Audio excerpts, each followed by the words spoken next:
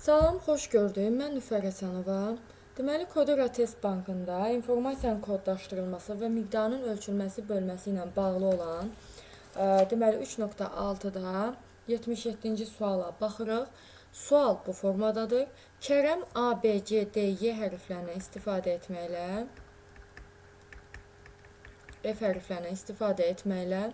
5 hərfdən ibarət sözlər düzəldir. Deməli, sözlər 5 hərfli olacaq. Bu sözlərdə A hərfi ya yalnız ikinci mövqedə istifadə edilir, ya da heç istifadə edilmir. Aşağıdakı qaydaları nəzərə almaqla ən çox neçə söz düzəltmək olar? Deməli, birinci, A hərfi istifadə edildikdə sözün sonu, baxın, yalnız samitlə bitməlidir. İkinci qayda isə A hərfi istifadə edilmədikdə hərflər təkrarlana bilməz.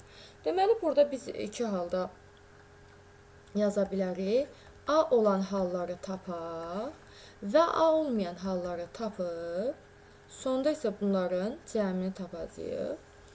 A olduqda, demək, baxın, burada deyilmişdi ki, A hərfi istifadə edildikdə ya yalnız ikinci mövqedə istifadə edilir, ya da heç istifadə edilmir. A olan halda bilirsiniz də, deməli, sözümüz nədir? 5 hərflidir. Ona görə biz 5 mövqedən istifadə edirik. Və burada A ancaq ikinci mövqedə istifadə oluna bilər. Burada bir haldır. Və A hərfi istifadə edildikdə bizə şərt deməyib ki, yəni təkrarlana bilməz. Ona görə burada təkrarlana bilər. Və bir də bir şərt verilmişdi ki, burada əgər A hərfi istifadə edildikdə sözün sonu yalnız samitlə bitməlidir. Burada da samitlərimiz B, C, D, F-dir. Yəni burada B, C, D, F. 4 halda burada olacaq. Qalan hallarda isə digər hərflər istifadə, yəni təkrarlana bilər. Yəni burada B, C, D, Y, F, yəni 5 hal buradadır.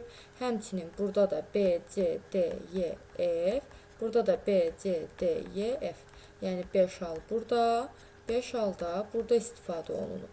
Yəni 5 vurulsun 1, vurulsun 5, vurulsun 5, vurulsun 4. Deməli, bunlar da 125 vurulsun 4, 4 dəfə 5, 22 yadda, 4 dəfə 2, 8, o da 2, 10, 1 yadda, burada olacaq 500 hal, burada 500 hal oldu. A olmayanda isə hərflər təkrarlana bilməz. Yenə də 5 hərfli sözlərdir burada və burada təkrarlanma olmamalıdır. Yəni B, C, D, Y, F.